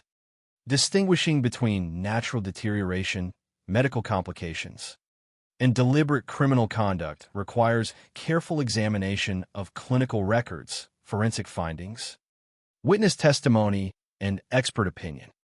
Every conclusion must withstand scientific scrutiny because the consequences of error are profound, not only for the accused, but also for the families seeking answers and for public confidence in healthcare itself. Prosecutors, therefore, began constructing their case around several categories of evidence that, in their view, supported the allegation that Rosa Calderoni had been intentionally killed. The first pillar of the prosecution's theory remained the forensic findings following Rosa Calderoni's death. Investigators focused on the elevated concentration of potassium identified during postmortem examination. According to the prosecution, the most persuasive explanation for this finding was that potassium chloride had been deliberately administered. Their theory proposed that the substance caused a fatal disturbance of the heart's electrical activity, ultimately leading to cardiac arrest. From the prosecution's perspective, this medical evidence established not merely the mechanism of death, but also the existence of deliberate human intervention. The defense, however, challenged whether the forensic findings were sufficient to support such a conclusion. Although the prosecution interpreted the elevated potassium level as evidence of poisoning, the defense maintained that the available scientific evidence did not conclusively establish that potassium chloride had been intentionally administered or that it was responsible for Rosa Calderoni's death. This disagreement highlighted one of the central difficulties in medically complex homicide cases. Scientific findings rarely speak for themselves. Instead, experts must interpret them, and different specialists may reach different conclusions based upon the same underlying data. Beyond the forensic evidence, prosecutors also relied upon witness testimony gathered during the investigation. Statements from individuals familiar with the hospital environment formed part of the overall case. Presented to the court, while witness testimony can provide valuable context in criminal proceedings, it is rarely sufficient on its own to establish guilt in medically technical cases. Consequently, prosecutors combine these statements with scientific evidence and additional investigative findings in an effort to present a coherent narrative explaining Rosa Calderoni's death. Another significant component of the prosecution's case involved the statistical review conducted. After Daniela Paggiali's arrest, investigators had examined mortality records associated with patients under her care and observed that numerous deaths had occurred during shifts in which she was involved. Approximately 38 of 86 patients she had cared for during the reviewed period had died. To prosecutors, these figures appear consistent with the possibility that Rosa Calderoni's death was not an isolated incident. Although the prosecution focused primarily on the homicide charge relating to Rosa Calderoni, the mortality statistics contributed to an overall picture that investigators believed justified their suspicions. Yet these same statistics soon became one of the most controversial aspects of the entire case. Legal scholars and statisticians questioned whether numerical observations of patient deaths could legitimately be interpreted as evidence of criminal conduct. Hospitals, particularly internal medicine departments, routinely care for elderly individuals suffering from multiple severe illnesses. Mortality rates within such settings can naturally be high because many patients are already medically fragile upon admission. Consequently, observing a large number of deaths during a particular nurse's shifts does not automatically establish that those deaths resulted from criminal actions. Correlation and causation are fundamentally different concepts. Two events occurring together do not necessarily mean that one caused the other. This distinction became increasingly important as experts evaluated the prosecution's reliance upon statistical patterns. Critics argued that mortality figures required broader clinical context before any meaningful conclusions could be drawn. Without considering the characteristics of the patient population, illness severity, staffing patterns, and numerous other medical variables, raw numerical comparisons risked creating misleading impressions. These concerns would later influence how appellate courts assess the strength of the prosecution's evidence. Alongside forensic findings and mortality statistics stood perhaps the most emotionally influential piece of evidence in the public imagination: the now infamous photograph.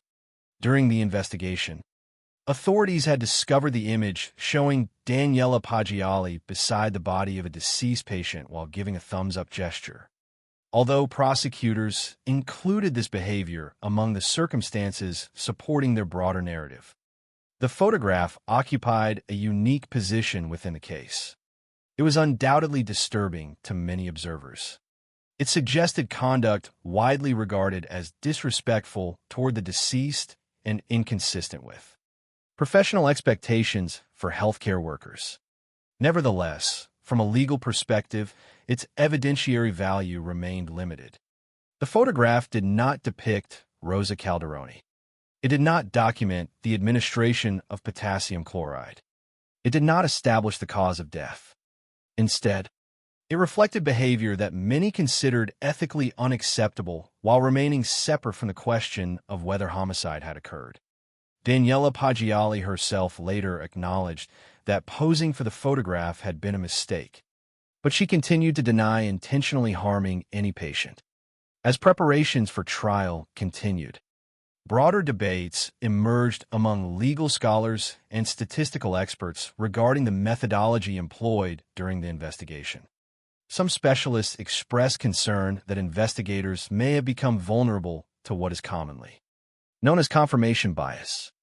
Confirmation bias refers to the tendency, often unconscious, to interpret new information in ways that reinforce an existing belief while assigning less weight to evidence that challenges that belief. Within criminal investigations, this phenomenon can become particularly significant once a suspect has been identified. After investigators begin believing that an individual is responsible for a crime, subsequent evidence may be viewed through that existing assumption rather than evaluated independently. Critics of the investigation suggested that this possibility deserved careful consideration. Once Daniela Paggiali became the principal suspect, her workplace reputation, the controversial photograph, and mortality statistics were increasingly interpreted as mutually reinforcing indicators of guilt. Yet each of those elements, when examined individually, raised important questions regarding interpretation. A reputation for being emotionally distant is not proof of murder.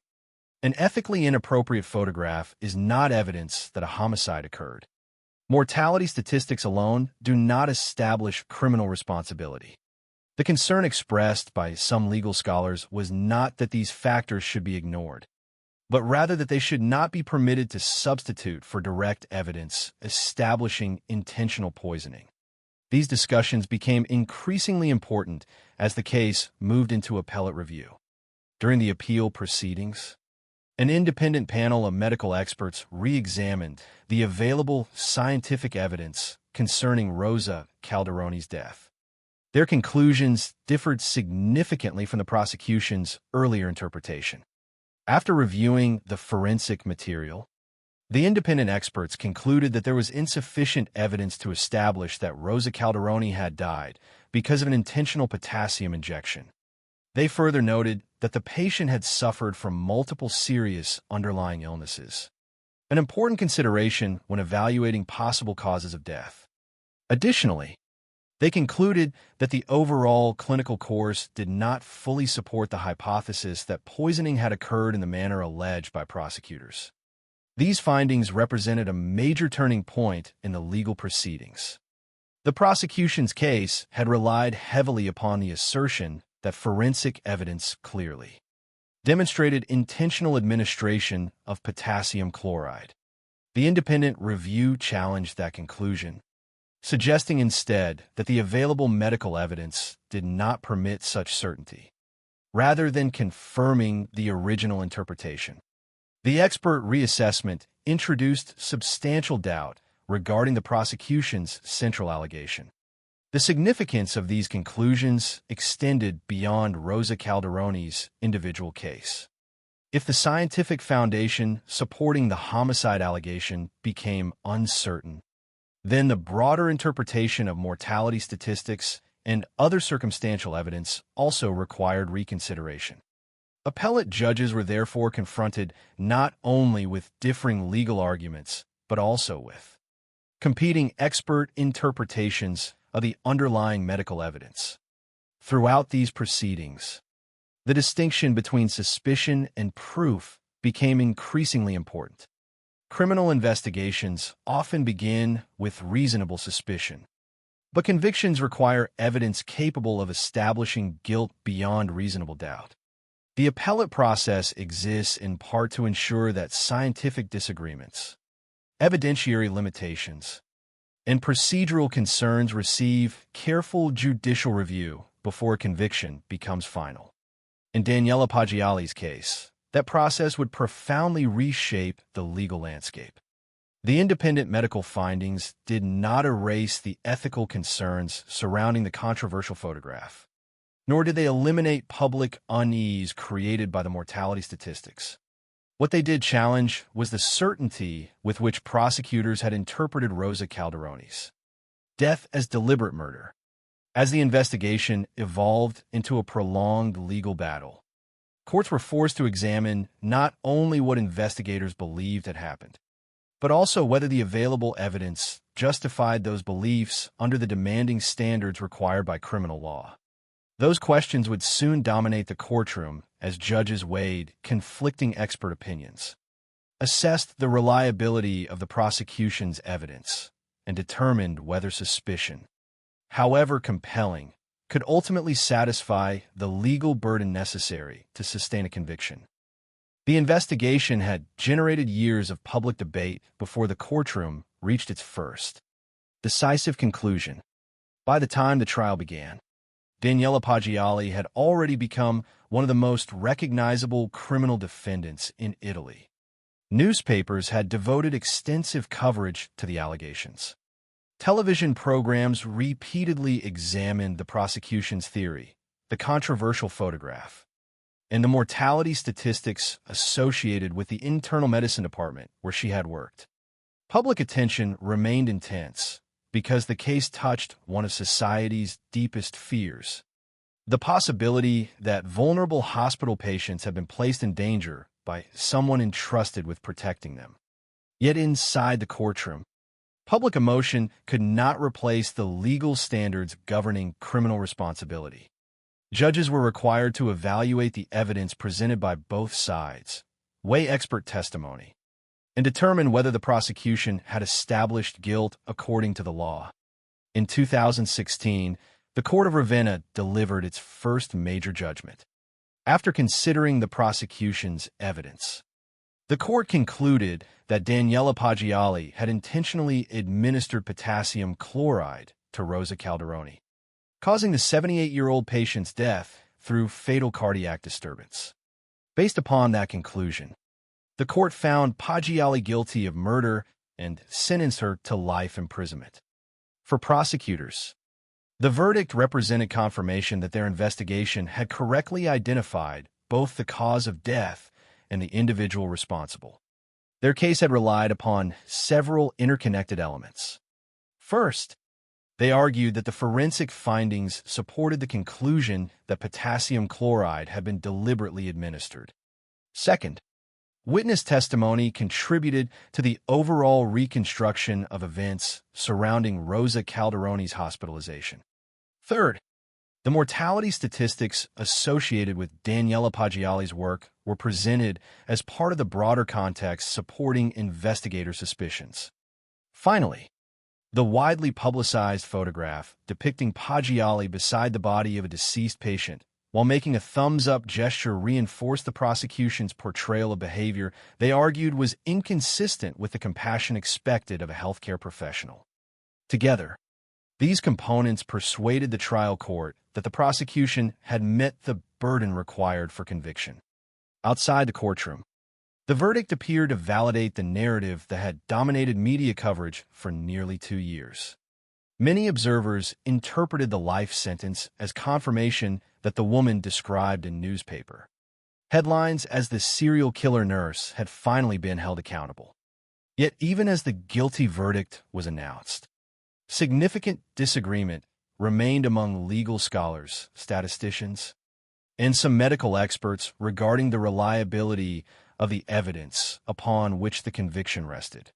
From the earliest stages of the proceedings, critics had questioned whether the prosecution's scientific conclusions were sufficiently certain to support a murder conviction. Others challenged the role played by mortality statistics, arguing that numerical observations from a hospital caring for elderly and seriously ill patients could not by themselves demonstrate intentional homicide. These concerns did not disappear after the verdict. Instead, they became central issues during the appellate process.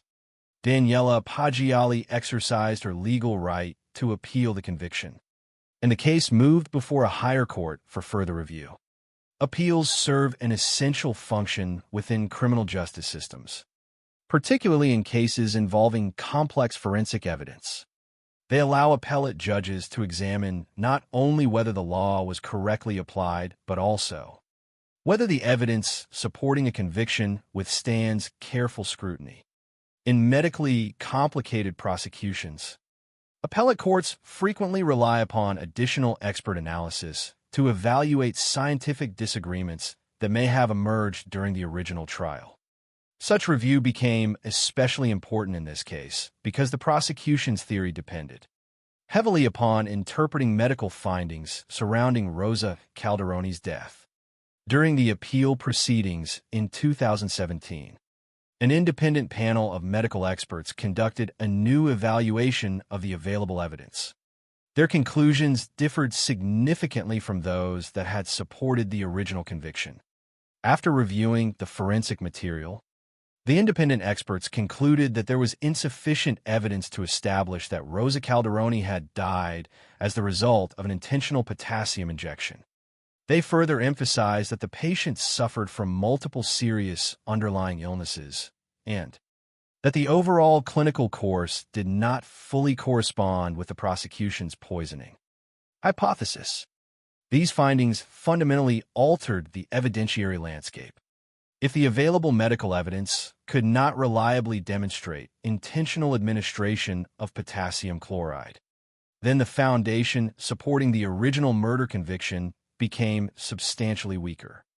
Appellate judges carefully considered these expert conclusions alongside the broader evidentiary record.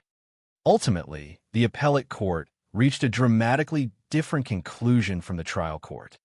Daniela Paggiali was acquitted on the charge relating to Rosa Calderoni. The court concluded that the alleged criminal act had not been established, effectively determining that the evidence presented did not prove intentional murder. The decision represented one of the most significant reversals in a high-profile Italian criminal case during that period. For the defense, the acquittal confirmed long-standing arguments that the prosecution had interpreted ambiguous medical evidence with greater certainty than the scientific data justified. Yet the legal story did not end there. Italy's judicial system provides additional avenues of review, and the acquittal itself became the subject of further legal examination. The Court of Cassation, Italy's highest court for criminal matters, subsequently reviewed the appellate decision. Rather than bringing the proceedings to a final conclusion at that stage, the Court of Cassation set aside the acquittal and ordered a new appellate review.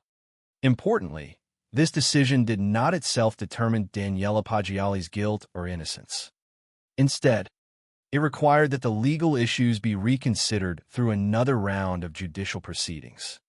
The case, therefore, entered yet another chapter, prolonging an already lengthy legal battle that had captured national attention for years. During this period of continuing litigation, prosecutors pursued a separate case involving another elderly patient, 95-year-old Massimo Montanari. As with the earlier prosecution, investigators alleged that Paggiali had intentionally caused the patient's death. The existence of this additional prosecution ensured that public attention remained focused on the case even as legal questions surrounding Rosa Calderoni continued to evolve. In 2020, the trial court considering the Montanari case found Daniela Paggiali guilty and imposed a sentence of 30 years imprisonment. Once again, prosecutors viewed the judgment as confirmation of their allegations. Once again, however, the conviction would not represent the final legal determination. Appeals continued, and appellate judges once more undertook a comprehensive examination of the available evidence. By 2021, the prolonged judicial process reached another decisive turning point. The Court of Appeal of Bologna considered both the Rosa Calderoni and Massimo Montanari cases. After reviewing the evidence presented throughout years of litigation, the appellate court concluded that there was insufficient proof to establish that Daniela Paggiali had intentionally poisoned either patient. The court therefore acquitted her in both cases. This judgment represented a complete reversal of the convictions that had previously resulted in life imprisonment and a 30-year prison sentence. The appellate court's conclusion rested upon the determination that the available evidence did not satisfy the legal standard necessary to establish intentional homicide. Following the acquittals, Daniela Paggiali was released immediately. Her release marked the end of years spent under the weight of criminal accusations that had transformed her life. Nevertheless, one final legal step remained before the proceedings could be regarded as fully resolved. Because of the importance of the case and its procedural history, the matter once again reached the Court of Cassation. In January 2023, Italy's highest criminal court confirmed the appellate court's conclusions by upholding the acquittals. The Court of Cassation brought the murder prosecutions against Daniela Paggiali to their definitive legal conclusion. After nearly a decade of investigations, trials, appeals, expert reviews, and repeated judicial scrutiny, the accusations that she had murdered Rosa Calderoni and Massimo Montanari were no longer legally sustainable. The final decision effectively ended all murder allegations arising from the prosecutions described. In this case, the judicial history of Daniela Paggiali's case illustrates how criminal proceedings involving complex scientific evidence can evolve through multiple stages before reaching a definitive conclusion. Initial investigations, trial court findings, appellate review, independent expert analysis, and decisions by the highest court each played distinct roles within the legal process. At different moments, different courts reached different conclusions while examining substantially the same underlying events. Such developments demonstrate that criminal litigation is rarely a simple progression from accusation to conviction. Instead, it often involves continuing reassessment as new expert opinions emerge. Evidentiary questions are revisited, and appellate judges examine whether earlier conclusions remain supported by the available evidence. By the conclusion of the legal proceedings in January 2023, the Italian courts had determined that the prosecution had not established beyond the required legal standard that Daniela Paggiali intentionally caused the deaths of Rosa Calderoni or Massimo Montanari. Yet although the murder prosecutions had come to an end, the broader consequences of the case, for Daniela Paggiali herself, for public confidence in healthcare, and for continuing debates concerning statistics, confirmation bias, media influence, and the risk of wrongful conviction were far from over. Those consequences would become the lasting legacy of one of Italy's most controversial criminal cases involving a healthcare professional. When the Court of Cassation confirmed the acquittals in January 2023, the legal battle that had dominated nearly a decade of Daniela Paggiali's life finally came to an end. Courtrooms closed, appeals were exhausted, and the murder accusations that had once seemed certain to many observers were no longer supported under Italian law. Yet the conclusion of a criminal case does not necessarily restore what has been lost. Judicial decisions determine legal responsibility, but they cannot erase years of imprisonment. Public scrutiny damaged reputations, or the emotional consequences experienced by everyone connected to a case.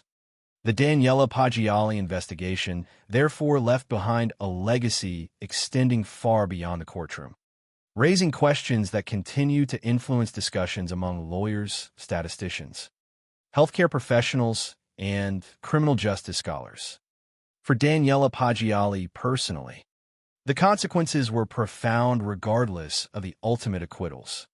She spent years moving through one of the most closely watched criminal proceedings in modern Italian healthcare. During that period, her identity became almost inseparable from the allegations made against her. Across newspapers, television reports, and public discussion, she was repeatedly described as a suspected killer nurse. Those descriptions spread long before the judicial process had reached its final conclusion. Once such a public image is established, it can prove extraordinarily difficult to reverse.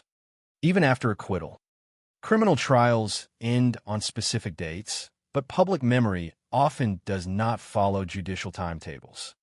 Many people remember accusations more vividly than later court decisions, particularly when the allegations receive extensive media attention over many years. Even though the courts ultimately concluded that there was insufficient evidence to prove she had murdered Rosa Calderoni or Massimo Moninari, Daniela Paggiali's professional life did not simply return to what it had been before the investigation began. She had already been dismissed from the hospital where she had worked. In addition, she was removed from the nursing register because of her conduct involving the controversial photograph taken beside the body of a deceased patient. This distinction is important. Her removal from professional practice was linked to ethical misconduct associated with the photograph rather than to criminal findings of murder. Throughout the legal proceedings, these two issues were often discussed together in public conversation, yet they represented fundamentally different forms of responsibility. Professional disciplinary standards and criminal law operate according to different principles and different burdens of proof. The courts determined that the evidence did not establish intentional homicide, but the ethical concerns surrounding the photograph remained separate from that conclusion. Daniela Paggiali herself acknowledged that posing for the image had been a mistake. That admission did not resolve the criminal allegations, nor did it erase the public outrage generated by the photograph. But it recognized that the conduct failed to meet the standards expected of healthcare professionals entrusted with caring for vulnerable patients. The photograph remained one of the defining images of the case precisely because it illustrated how ethical failures can dramatically shape public perception even when they do not establish criminal guilt. For the families of patients whose deaths became part of the investigation, the conclusion of the legal process could not erase the grief associated with losing loved ones. Every criminal investigation involving alleged homicide begins with a death that deserves careful and respectful examination. Rosa Calderoni's death initiated the prosecution that eventually expanded into one of Italy's most controversial criminal cases. Later proceedings also involved the death of Massimo Moninari. The judicial outcome did not diminish the significance of those losses. Instead, it reflected the court's determination that the available evidence was insufficient to prove beyond the required legal standard that those deaths resulted from intentional poisoning. Distinguishing between unanswered medical questions and criminal responsibility is often one of the most difficult tasks confronting both investigators and grieving families. The Daniela Paggiali case also became an important reference point in broader discussions concerning the use of statistical evidence in criminal prosecutions. During the investigation, considerable attention focused on the observation that approximately 38 of 86 patients under her care had died during a reviewed period, presented without sufficient context. Such numbers appeared alarming and contributed significantly to public suspicion. Yet legal scholars and statisticians emphasize that hospitals caring for elderly patients with multiple severe illnesses naturally experience relatively high mortality. Statistical associations therefore require careful interpretation before conclusions about criminal conduct can reasonably be drawn. Numbers may identify patterns worthy of investigation, but they cannot by themselves establish causation or individual criminal responsibility. This distinction has become one of the lasting lessons associated with the case. Statistical evidence can provide investigators with valuable leads, particularly when unusual patterns emerge. At the same time, statistics become dangerous when they are treated as substitutes for direct proof rather than as starting points requiring further examination. The debate surrounding mortality figures in the Daniela Paggiali case continues to serve as an example of the importance of interpreting numerical information within its proper medical and clinical context. Closely related to the statistical debate was the issue of confirmation bias, another concept frequently discussed in analyses of the case. Confirmation bias refers to the tendency to interpret new information in ways that reinforce an existing belief while assigning less significance to evidence pointing in another direction. Critics of the investigation argued that once Daniela Paggiali became the principal suspect, many subsequent facts, including workplace opinions, mortality statistics, and the controversial photograph, were increasingly viewed through an assumption of guilt. Whether or not confirmation bias influenced specific investigative decisions remains a matter of continuing discussion. But the case has become a widely cited example illustrating why investigators, prosecutors, expert witnesses, and courts must constantly guard against allowing early suspicions to shape later interpretations of evidence. Criminal justice systems are designed precisely because suspicion alone cannot justify conviction. Every piece of evidence must be evaluated according to objective standards rather than expectations formed during earlier stages of an investigation. Another enduring lesson concerns the relationship between media coverage and criminal proceedings. The photograph of Daniela Paggiali standing beside the body of a deceased patient while giving a thumbs-up gesture possessed extraordinary emotional power. Once published, it rapidly became the defining symbol of the entire case. For many members of the public, the image appeared to reveal something about her character, encouraging conclusions that extended well beyond what the photograph itself actually demonstrated. The picture unquestionably raised serious ethical concerns, yet did not prove that any patient had been intentionally harmed. Nevertheless, repeated publication ensured that the image remained inseparable from public discussion of the investigation. This illustrates a broader challenge facing modern criminal justice systems. Visual images often influence public opinion more powerfully than complex scientific testimony or lengthy judicial reasoning. A single photograph can become more memorable than thousands of pages of forensic reports. As a result, public narratives may become firmly established before legal proceedings have fully examined the available evidence. Healthcare professionals have also reflected upon the case because it underscores the extraordinary responsibilities associated with caring for seriously ill patients. Internal medicine departments routinely treat elderly individuals suffering from multiple diseases, whose conditions may deteriorate despite appropriate treatment. Determining whether a patient's death results from natural illness, medical complications, or intentional criminal conduct requires rigorous scientific analysis rather than assumptions. The Daniela Paggiali case demonstrated how exceptionally difficult that distinction can become when medical uncertainty intersects with criminal allegations. It also reminded healthcare institutions of the importance of maintaining professional standards, not only in clinical practice, but also in conduct toward patients and the deceased. Ethical behavior helps preserve public confidence in medicine, while lapses in professionalism, even when unrelated to criminal conduct, can profoundly damage trust. Ultimately, the Daniela Paggiali case is remembered today not because it produced simple answers, but because it exposed the complexity of pursuing justice where medicine, science, ethics, and law intersect.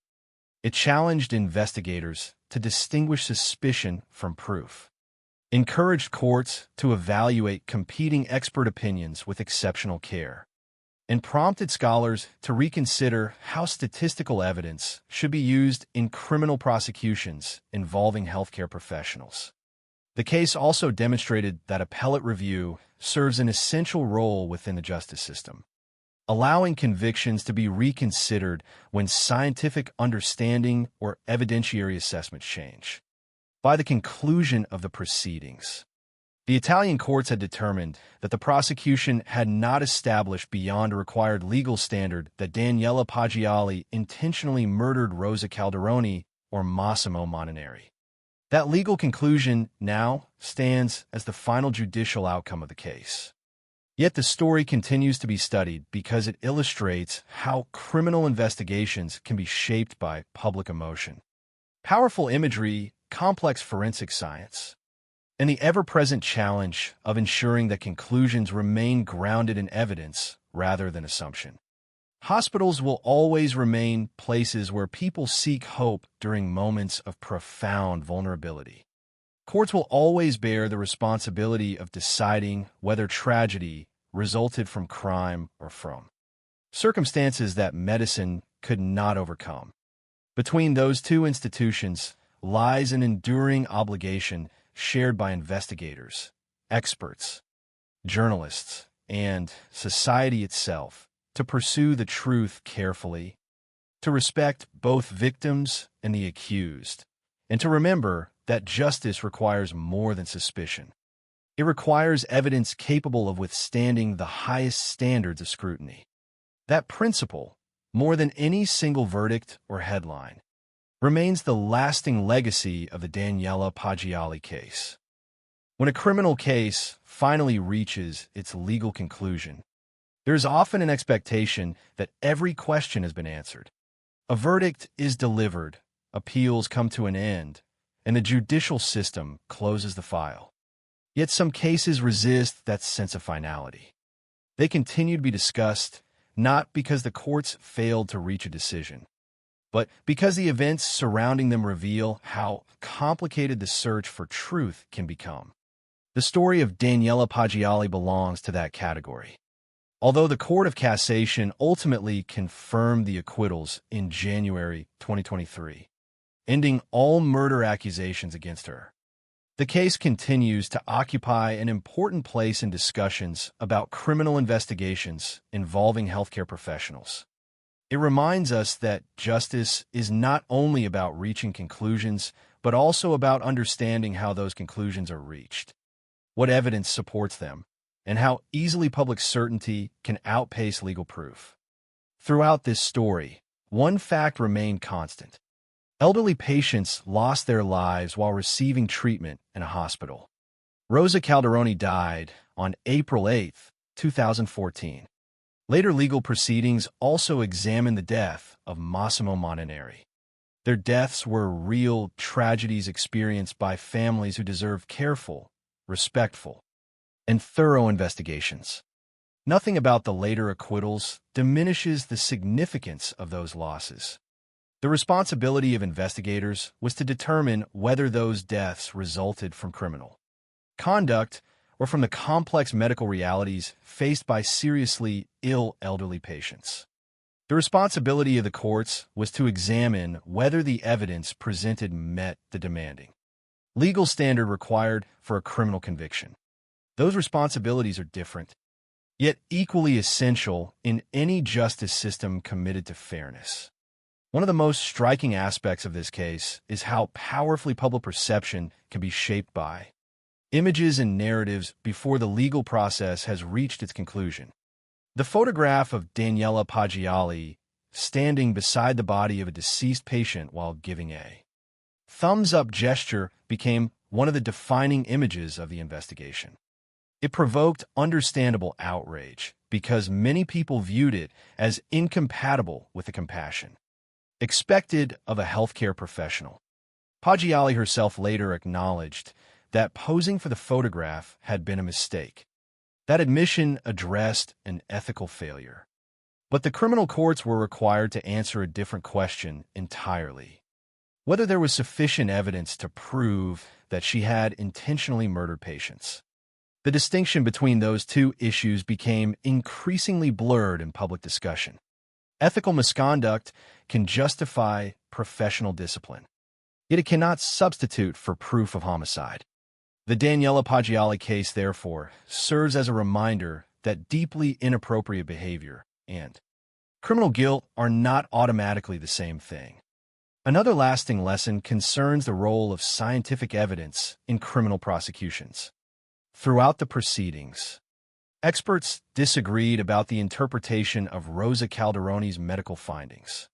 Prosecutors viewed the elevated potassium level as evidence supporting intentional administration of potassium chloride, while later independent experts concluded that the available evidence was insufficient to establish that poisoning had occurred and emphasized the patient's multiple serious underlying illnesses. These conflicting interpretations demonstrate that forensic science often involves expert judgment, rather than mathematical certainty. Courts must evaluate those competing opinions carefully because scientific conclusions can determine whether an individual loses freedom for decades or is acquitted. The appellate process exists in part to ensure that such disagreements receive thorough review before criminal responsibility is established beyond reasonable doubt. Equally significant was the debate surrounding statistical evidence. The observation that approximately 38 of 86 patients under Daniela Paggiali's care had died became one of the most widely discussed aspects of the investigation. Presented in isolation, the figures appeared alarming. Yet legal scholars and statisticians pointed out that internal medicine departments routinely treat elderly patients suffering from multiple severe illnesses, making mortality an unfortunate but expected reality in such settings. The controversy surrounding those statistics has since become an important example in discussions about the limits of numerical evidence. Statistics can identify patterns worthy of investigation, but they cannot by themselves explain why those patterns exist. They require context, careful interpretation, and supporting evidence before they can contribute meaningfully to conclusions about criminal conduct. The case also illustrates the importance of guarding against confirmation bias during criminal investigations.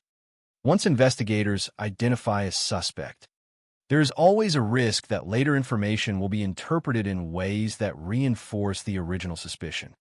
Critics of the investigation argued that workplace reputation, mortality statistics, and the controversial photograph gradually became interconnected in a narrative that seemed increasingly persuasive, even though each element required independent evaluation. Whether confirmation bias influenced specific investigative decisions remains a matter of discussion, but the broader principle is widely recognized. Criminal investigations must continually test their own assumptions, remaining open to evidence that challenges as well as supports existing theories. That discipline protects not only defendants, but also the integrity of the justice system itself. For healthcare professionals, the Daniela Paggiali case underscores the immense ethical responsibilities associated with caring for vulnerable patients. Trust is the foundation of medicine, Every interaction between caregiver and patient depends upon confidence that treatment will be guided by professionalism, compassion, and respect. Conduct that undermines that trust, even when unrelated to criminal wrongdoing, can have consequences, extending far beyond a single individual. The photograph at the center of this case demonstrated how actions viewed as disrespectful toward the deceased can damage confidence in an entire profession. Maintaining ethical standards, therefore, serves not only patients and families, but also the credibility of healthcare institutions themselves. At the same time, the case reminds society that accusations against medical professionals must be evaluated with extraordinary care. Hospitals are environments where critically ill patients may die despite receiving appropriate treatment. Distinguishing between natural death, medical complications, negligence, and intentional criminal acts often requires extensive scientific analysis. Simple explanations rarely capture that complexity. The judicial process surrounding Daniela Paggiali reflected exactly that challenge, evolving through multiple trials, appeals, independent expert reviews, and ultimately a final decision confirming that the evidence did not establish murder beyond the required legal standard. Years after the first arrest, the case continues to be referenced in discussions about the risk of wrongful conviction involving alleged healthcare serial killers. Its legacy lies not in offering easy answers, but in encouraging more careful questions. How should courts evaluate competing medical opinions? How much weight should statistical observations carry? How can investigators remain objective once a suspect has been identified? And how should society balance understandable emotional reactions with the legal principle that guilt must be proven rather than presumed? These questions extend far beyond a single hospital in Emilia-Romagna. They touch the very foundations of criminal justice in cases where medicine and law intersect. In the end, the Daniela Paggiali case leaves behind two truths that can exist at the same time. The first is that the conduct reflected in the controversial photograph represented a serious ethical lapse for someone entrusted with caring for patients. The second is that, after years of judicial scrutiny, Italy's courts concluded that the evidence was insufficient to prove she had intentionally murdered Rosa Calderoni or Massimo Moninari. Holding both truths together is essential to understanding why this case remains so significant. It is a reminder that justice demands both accountability and restraint, both compassion for victims and fairness toward the accused. Perhaps that is why the story continues to resonate long after the final judgment. It is not simply about one nurse, one hospital, or one courtroom. It is about the enduring responsibility to separate suspicion from proof, emotion from evidence, and public opinion from judicial fact. In every criminal investigation, those distinctions matter. In this case, they became the difference between a lifetime defined by accusation and a legal system's final determination that the burden of proving murder had not been met. That enduring tension between certainty and doubt, between appearance and evidence, ensures that the Daniela Paggiali case will continue to be studied for years to come, not only as a controversial true crime story, but also as a lasting lesson in the complexities of justice itself.